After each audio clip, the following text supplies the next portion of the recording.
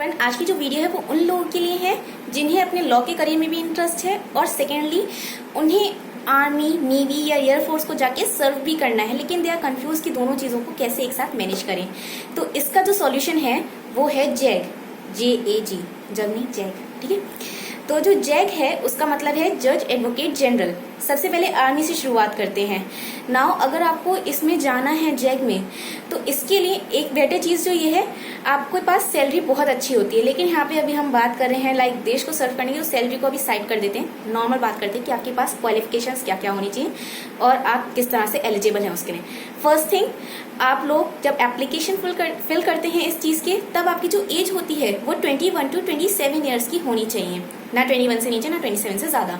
Second thing, आपके पास जो law की डिग्री होनी चाहिए वो किसी ऐसे कॉलेज या यूनिवर्सिटी की होनी चाहिए जिसे बार काउंसिल ने मान्यता दी हो, ठीक है ना। सेकेंड थिंग, अब थर्ड थिंग जो है वो ये याद रखनी है आपको कि आप एक एलिजिबल इंसान होने चाहिए जो अगर बार काउंसिल का एग्जाम भी देना पड़ा तो आप दे सकते हैं, ठीक है। इतने एलिजिबल आप होने चाहिए। नाउ चाहे आप 3 साल की LLB की डिग्री लेकर आए या 5 साल की, दैट डजेंट मैटर, क्योंकि दोनों डिग्री सेम होती हैं, ठीक है। बस ये है कि आप ग्रेजुएशन करते हैं, उसके बाद आपको 3 साल ट्रेनिंग करनी पड़ती है या फिर आप 5 साल डायरेक्ट 12th के बाद ट्रेनिंग करते हैं, इस चीज़ से फर्क पड़ता है बस। बाकी जो आपको डिग्री मिलती है दैट इज द सेम ना। उसके बाद क्या है, एक बार आपको डिग्री मिल गई है, अब आपने एप्लीकेशन फॉर्म फिल कर दिया। रिमेंबर, जब आप एप्लीकेशन फॉर्म फिल करें, अपनी एज लिमिट 21 to 27 ईयर्स होनी चाहिए और सेकेंडली आप अनमैरिड होने चाहिए उस टाइम, ठीक है ना। उसके बाद क्या है, आपने फॉर्म फिल किया। फॉर्म फिल करने के बाद एक शॉर्ट लिस्ट होती है। शॉर्ट लिस्टिंग ये नहीं है इसकी बहुत ज़्यादा मुश्किल, बट द बेनिफिशियल थिंग यहाँ पे ये है कि लोग जो है वो ज़्यादातर फिल ही नहीं करते हैं इस चीज़ का फॉर्म, तो यहाँ पे मेजोरिटी ऑफ द पीपल जो है वो सिलेक्ट आसानी से हो जाते हैं इसके लिए। तो शॉर्ट लिस्टिंग इसकी टफ नहीं है, आसान है, तो इतनी चिंता नहीं करना, थोड़ी थोड़ी करना है इसकी शॉर्ट लिस्टिंग की चिंता, ठीक है। अब सेकेंड थिंग क्या है, एक बार आप शॉर्ट लिस्टिंग में भी पास हो जाते हैं, उसके बाद अनदर बेनिफिट जो आपको इसमें मिलता है कि इसका कोई रिटन एग्जाम ही नहीं होता है, एक इंटरव्यू होता है SSB का इंटरव्यू, वो आपको पास करना होता है। SSB का इंटरव्यू ये नहीं कि आपसे लॉ रिलेटेड क्वेश्चंस पूछे जाएंगे, but it's a different thing, like आपका कॉन्फिडेंस लेवल और बाकी जनरल चीज़ें जो हैं वो आपके अंदर चेक की जाती हैं, ठीक है। एक बार आपने SSB का इंटरव्यू भी पास कर लिया, उसके बाद कॉन्ग्रेचुलेशंस, आपको 6 महीने की ट्रेनिंग के लिए भेजा जाता है। आप लोग 6 महीने ट्रेनिंग करते हैं एट चेन्नई, और उस ट्रेनिंग का जितना भी खर्चा होता है वो सारा गवर्नमेंट उठाती है। लेकिन रिमेंबर, अगर आपने जो भी प्रोटोकॉल्स बनाए गए हैं, जो भी रूल्स एंड रेगुलेशंस बनाए गए हैं, उनमें से कोई भी रूल और रेगुलेशन तोड़ते हैं जिसकी वजह से आपको निकाल दिया जाता है इस ट्रेनिंग सेशन से बाहर, तो जितना पैसा आपके ऊपर गवर्नमेंट लगाती है वो आपको वापस भी करना पड़ता है, ठीक है। तो कोई रूल या रेगुलेशन नहीं तोड़ना है, you should be unmarried and remember all the other rules and regulations of it. एक बार आपने 6 महीने की ट्रेनिंग भी पूरी कर ली, उसके बाद आपके पास जो चीज़ आती है वो सबसे अच्छी चीज़ होती है। क्या होती है? वो होती है वो रैंक जो जनरली अगर किसी भी इंसान के नाम के आगे लग जाती है तो एक सेंस ऑफ प्राइड, ऑनर वो उसके दिल में ज़रूर आता है।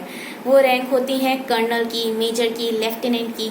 ये रैंक अगर आपके नाम के आगे लग जाती है तो जनरली आपको एक गर्व तो महसूस होता ही अपने आप ही। नाउ ये रैंक पाने के लिए एक बार आपने 6 महीने की ट्रेनिंग पूरी की, इसके बाद एज अ जज और एडवोकेट आप जिस तरह से अपॉइंट हुए हैं, आप लोग ऑन कमीशन 10 साल के लिए, यानी कि शॉर्ट सर्विस का टर्म के लिए आप लोग सिलेक्ट हो जाते हैं, और वो शॉर्ट सर्विस टर्म होती है 10 साल। वो 10 साल आपको सर्व करना ही करना है without breaking any rules and regulations, remember this, ठीक है। Rules and regulations army, navy, air force, इन सब में बहुत किसी भी फील्ड में ज़रूरी होते हैं, रूल्स एंड रेगुलेशंस को फॉलो करना ज़रूरी है, ठीक है। उसके बाद आपने 10 साल पूरे किए ना, और 10 साल पूरे करने के बीचों बीच में भी आपको बहुत सारी रैंक से नवाजा जाता है, लेकिन वो जो रैंक होती है वो आपने कितने साल पूरे कर लिए उसके ऊपर डिपेंड करता है, ठीक है। और लेवल टू लेवल आपको हायर रैंक मिलती जाती है जितने आप साल कंप्लीट करते जाते हैं। सेकेंडली, अब आपने 10 साल सर्व कर लिया, 10 साल सर्व करने के बाद अब आपको मौका दिया जाता है, इफ यू आर इंटरेस्टेड कि आपको और भी आगे सर्व करना है तो 4 साल आप और भी सर्व कर सकते हैं।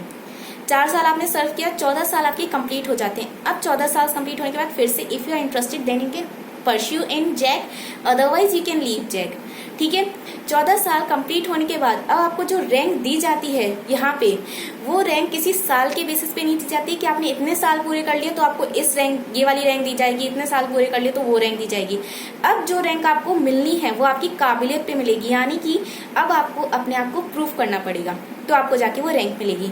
Now the similar thing is with navy also. Navy में भी अगर आपको जैक चाहिए तो you have to do all this similar things. And remember the most important thing जो मैं बताना भूल गई कि आप जो LLB और की डिग्रीज में परस्यू करते हैं उसमें आपके जो मार्क्स होने चाहिए 55% मार्क्स होने चाहिए, ठीक है, सॉरी आई फॉरगॉट, पर आपके जो मार्क्स होने चाहिए वो 55% मार्क्स होने चाहिए। एक बार नेवी में भी आपने सिर्फ नेवी का भी क्राइटेरिया है, लेकिन जो एयरफोर्स का है वो थोड़ा डिफरेंट है। क्यों डिफरेंट है? क्योंकि एयरफोर्स में वो लोग डायरेक्टली जाके सर्व नहीं कर सकते जैक के लिए।